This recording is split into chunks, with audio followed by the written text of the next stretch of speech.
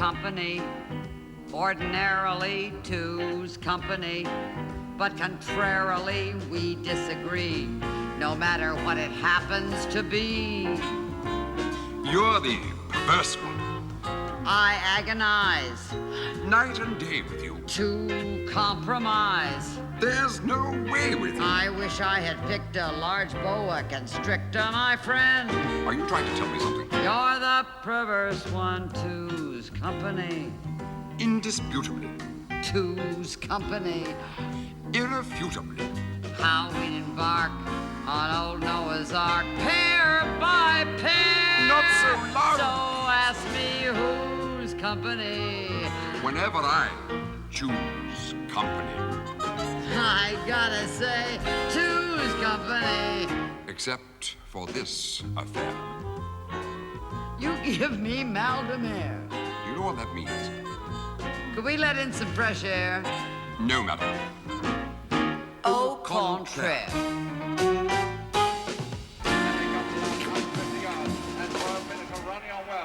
Stavridon absolutely sticking to it, but he's not going to do it because at the line, Royal Pinnacle is the winner. Stavridon second. Hope Robert's got the kettle on. Isn't that your television? Of course, it's my television. Robert must have gotten his electricity bill. Whenever that happens, he gets so frustrated he watches my set for 3 days. Oh, thank you, Vincent. I'd never watch television during working hours. Why you put up with him, I just don't know. You could do so much better. May I say it was a pleasure chauffeuring you to and from the film studio. Oh, thank you, Vincent. My wife and I thought the book far superior to the screenplay. Well, that's good because I didn't write the screenplay. That was obvious, Mrs. McNabb. Oh, it wasn't as bad as all that, but nice try, Vincent. Let's have our tea. Yes, now listen, I want you to pull all my winnings today on the 2:30 tomorrow. Testing. 1, 2, 3. You can hear me. Yes, good. Thank you very much. Good afternoon. Good afternoon, madam. I wasn't getting a picture on my set, madam, and you did give me permission. I know. What about the phone? Yes, it's now functioning properly, madam. Oh, what was wrong with it? Yes, out of order, madam. How did you know? I beg your pardon? How did you know that the phone was out of order? Telephone, telepathy? I'll get that. It's the post office engineers, madam. Hello? Hold on, you forgot to tell the post office engineers the name of the horse. Robert will call you right back on his own phone. Thank you. But before you do that, Robert, I'm terribly sorry, Vincent. Won't you sit down? Vincent and I will have our usual cup of tea. Certainly. I'd never use my employer's phone to make private calls. Being allowed to make the occasional telephone call is one of the few remaining perks left to top management. You call it perks, I call it stealing. What do you call using your employer's car for private journeys? Wrong, Robert. Vincent owns his own car. He's self-employed. Meaning that nobody will employ him? Wrong again. Like you, he prefers to be his own boss. Except that I'm not self-employed, madam. You could have fooled me. Unlike the I'd rather have it in cash self-employed, I pay income tax. So do I. Proper income tax. Not think of a number income tax. Now, if you'll excuse me, some people have work to do. Ever since I started chauffeuring you, he's been getting in his little digs, and I know why. He thinks I'm after his job. Oh, Vincent, that's ridiculous. No, it's not. I'd love to work for you. But you do work for me. You're the best chauffeur I've ever had in my whole life. So would my wife. Your wife? Yes, Mabel. She'd cook and clean while I did the handy jobs and the chauffeuring. It wouldn't cost you so much and there'd be no arguments. No using your private phone, no watching your television, no listening in to other people's conversations. Would you, excuse me, Vincent, for just a moment? Oh, all right if I make a phone call? Sure, be my guest. Robert, I am not even entertaining the idea of employing Vincent or his wife. Why tell me the obvious, madam? I didn't want you to poison the team. I find his pathetic attempts to worm his way into my job rather amusing, madam. Always belittling my achievements, making out that he's better than I. Well, he might be. It's possible. The man is a spiv, madam. What's a spib? Among other things, someone who makes you feel you're about to get something for nothing. Well, that lets you out. If there's one thing you're not, it's a spib. I most certainly am not, madam. Get something out of you for nothing, and it cost me 6 months' royalties. But worth every penny. What about the time you tried to con me into paying you in dollars? Well, you're paid in dollars, madam. Why should I be treated differently? Well, you were perfectly happy to be paid in sterling before the pound fell apart. I must admit, that was one of my more shrewd decisions. Well, if the dollar takes a nosedive, we can always look into Deutschmarks. If 1929 were to repeat itself, madam, I should immediately seek employment elsewhere. Perhaps in Saudi Arabia. Ah, Robert, you'd leave me for an Arab? He'd have to be a sheik, madam. Well, if you decide to shake off with the Sheik of Arabia, maybe I ought to consider employing Vincent and his wife. If I might say so, madam, that is the sort of remark that has made Vincent get this ridiculous idea that you're dissatisfied with me. Okay, Robert, I'll watch it. You must tell him that he's wasting his time. Can he have his tea first? And if you find yourself wavering, madam, just remind yourself that the man is a very sly fox indeed. Takes one to know one. Right, I'll leave 10 pence by the phone, Mrs. McNabb. Oh, Vincent, that won't be necessary. Please, I wouldn't want it on my conscience. Conscience? I'll explain the meaning of the word to you later. Now, Vincent, let's talk about you and your wife. She ought to be here in a few minutes. She's coming here? Yes, by taxi. You'll like her, Mrs. McNabb. Wonderful woman. Wonderful cook. Oh, but I already have a wonderful cook. She makes a better cup of tea. You were going to tell him something, madam, if you remember. I forgot. Let's talk about Saudi Arabia. Tell me, do you drive? Yes, I do drive, as a matter of fact. Quite magnificently. Yes, Robert does drive me occasionally. Thank God for clunk click. I had to make an emergency stop, madam, because you were worried that I might run over a squirrel. I wasn't worried about the squirrel, Robert. I was worried about the tree. He was on his way up. I rather fear, madam, that as a passenger you are a danger to the motoring public. Vincent doesn't think so, do you, Vincent? No, madam. Thank you, Vincent. Did you hear that, Robert? I can only assume that he put you in the boot, madam. Oh, that is very funny. How did he guess? Do you type your novels yourself, Mrs. McNabb? Only the drafts. Then I have them done professionally, actually. I type a little. You do? How interesting. Answer the door, Robert, will you? Certainly.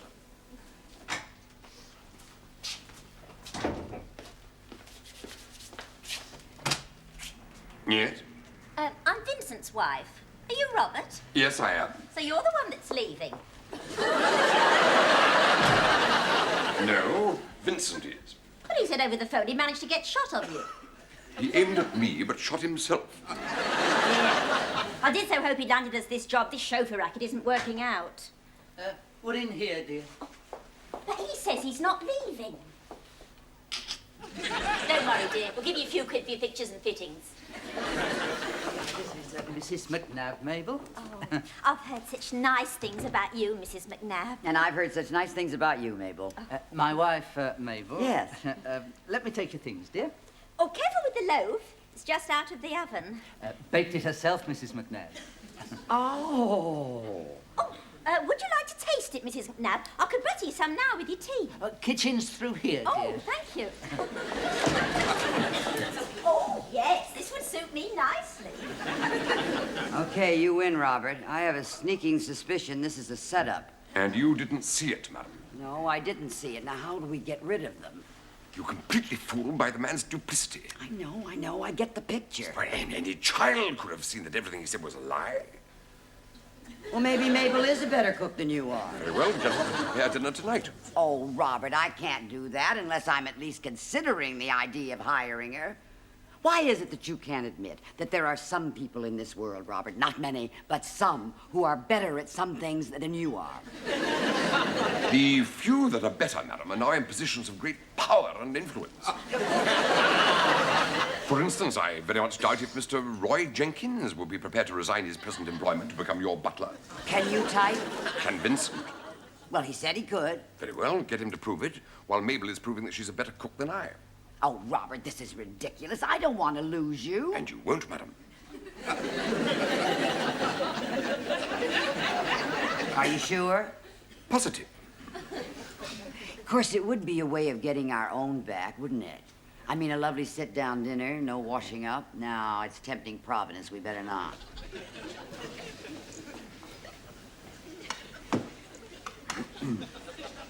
I've told Mrs. McNabb that I am quite prepared to hand in my notice should the two of you prove that your work is superior to mine. Robert. You will prepare dinner tonight for Mrs. McNabb and me, Why you? whereas I shall be one of the judges. But that's not fair. Notice the move towards the escape hatch, madam? I'm not worried, Vincent. I know I'm good.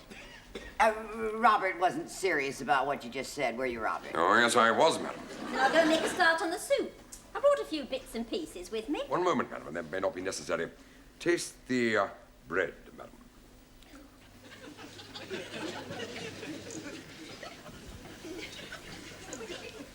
Well,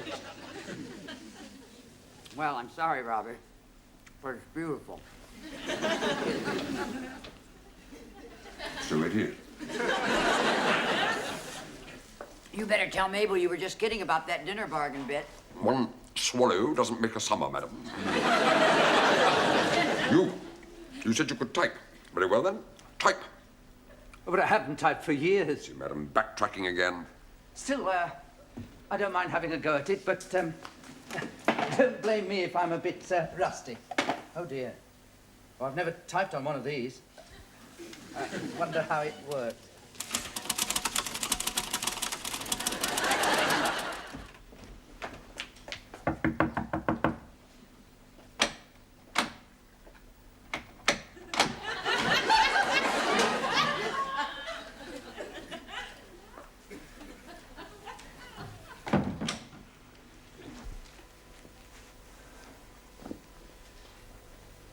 I'm not to blame for what transpired upstairs, madam. Well, who is, I'd like to know? Well, if you hadn't gone to the film studio every day, you wouldn't have needed the services of a chauffeur. I wanted to go to the film studio every day. I wanted to see what they were doing to my book. I'm a natural-born masochist.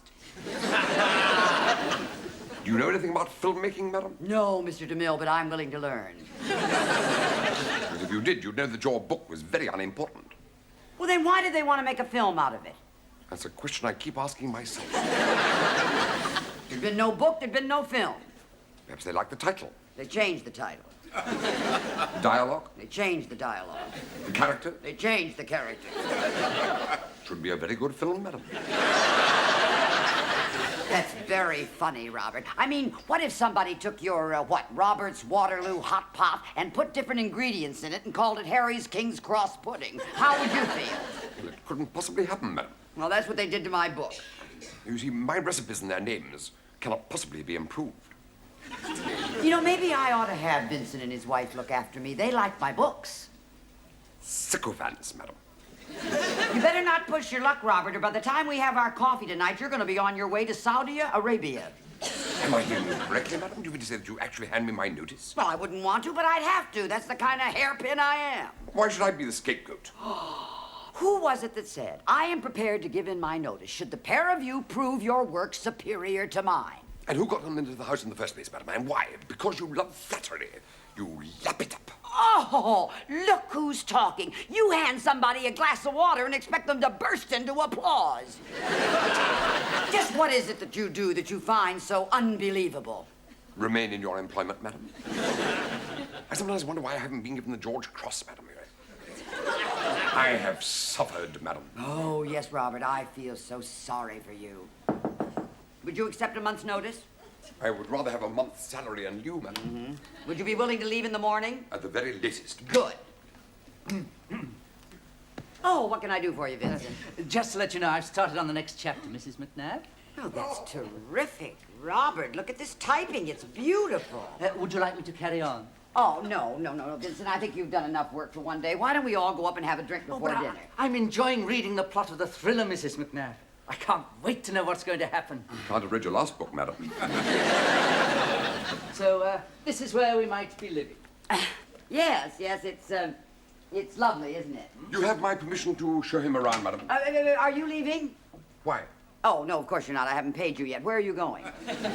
To, tidy up the garden, madam. That's one thing I don't know much about, gardening. Oh, dear, Vincent. I know that wasn't part of the deal, but if there's one thing I have to have, it's someone who knows about gardening. What a shame. Don't worry. Mabel loves gardening. I was afraid of that. Would you like to see the bedroom?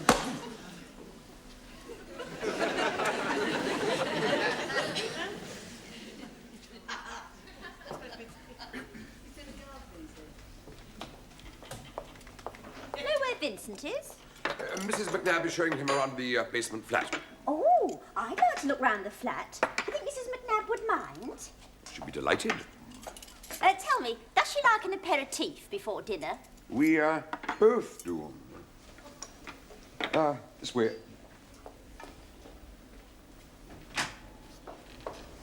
You're taking all this very well. I try to be a gracious loser. Through there, on the left, and down the stairs. Oh. I'm, just going out to the, window boxes.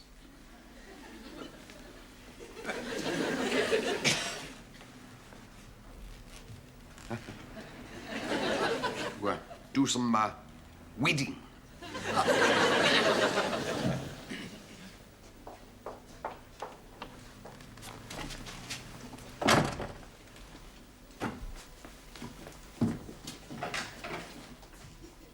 I mean, as you see, there's not all that much room, I mean, for two people. Now, this'll suit us fine. It's nice and cozy.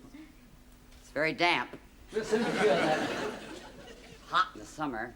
Not with the windows open? Time to pour the aperitifs, Vincent. Did Robert tell you about the mice? This'll suit us nicely. Never mind, they're really quite sweet, actually. He's given in. Sometimes they come out and run around a little bit before dinner. He's no fool. Maybe they decided on a night out. Knows when he's beaten. Thank God I was with them. Why am I talking to myself? Robert! Robert! You called, madam? I'm sorry, I am rather busy, weeding. Vincent is about to pour the aperitifs. Would you care to join me? I'll be there directly, madam. Oh, Robert, you know we can't live without each other. I mean, I was kidding on the square, but I was kidding. It's too late for an apology, madam. But I don't want to lose you. A bargain is a bargain, madam. Shall we go together, madam? And what will you have to drink, Mrs. McNabb? Mrs. McNabb will have a Harvey Wallbanger. A Harvey Wallbanger? Yes, Vincent, don't tell me you don't know how to make a Harvey Wallbanger. Well, those are the breaks. I guess I'll just have a scotch. Yes, but it's early days yet, madam. I mean, Vincent would soon learn how to make a Harvey Wallbanger. Don't forget to use the salver, will you? Your scotch, Mrs. McNabb? No, thank you, Vincent. Oh, my goodness gracious. Your oh, glass is dripping. Robert. No wonder this salver's swimming in it. Don't let it worry you, Vincent. But I didn't spill any. Well, it's so easily happen, old chap. I mean, you mustn't blame Vincent, madam. Stop leaping to his defense. But I want Vincent to think of me as a friend, madam. Dinner will be ready in a moment. Well, thank God. Just look at this dress. Oh, I don't know what it's going to do to the print. My cleaners always have told me that if you have... Well, I may be nuts, but I think these knives and forks are the wrong way around. Oh, surely not, madam. Yes, they are. Mabel. Apparently, Mabel doesn't know how to lay a table. Mabel is perfectly able. Put it down to nerves, madam. What is it, dear? You didn't set the table properly. Oh, I could have sworn I put them the right way round. Yes, but don't let it worry you. I can easily straighten it out. I mean, one of those things can easily happen, madam. Now, this is a soup I'm famous for. Well, if it tastes as good as it smells. It does. Well, I'll be the judge of that. I just took a little sip before I went to look at the flat. Vincent wants you to taste the wine, madam. Oh, I'm so sorry.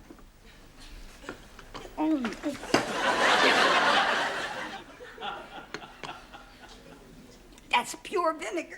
Sure. It is, it is. It is, you know. Do you hear that, Vincent? The wine's off. Off? It was all right when I drew the cork. Robert! Never mind, madam. The soup will take away the taste.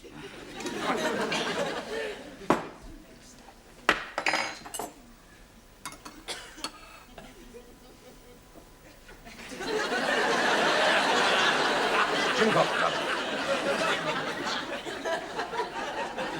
Why don't you try a little? Certainly, madam. You're not drinking. Neither are you. I'm waiting for you. No need to, madam. Drink up, Robert. Certainly, madam.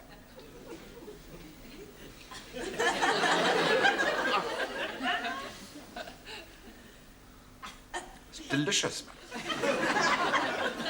Is it? Quite delicious.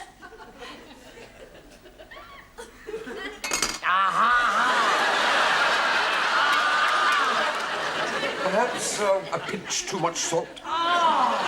Fancy killing it with salt. What's got into you? I never put too much salt in. Then who did? Wait a minute. You were up here alone, weren't you? Is that a crime? Yes, it is. Because you stopped drink on the salver, you put vinegar in the wine and ruined the soup. Look, now, wait a minute, Vincent. I know you want this job, but I will not have you telling lies about my butler. But he's not lying. Oh. Look, why don't you two just face it? You've lost the bargain. But we only lost because he cheated. Oh, just go, go, go. It's all right, madam. I'll get the stomach pump. Come on, Mabel. Let's get out of here. But why?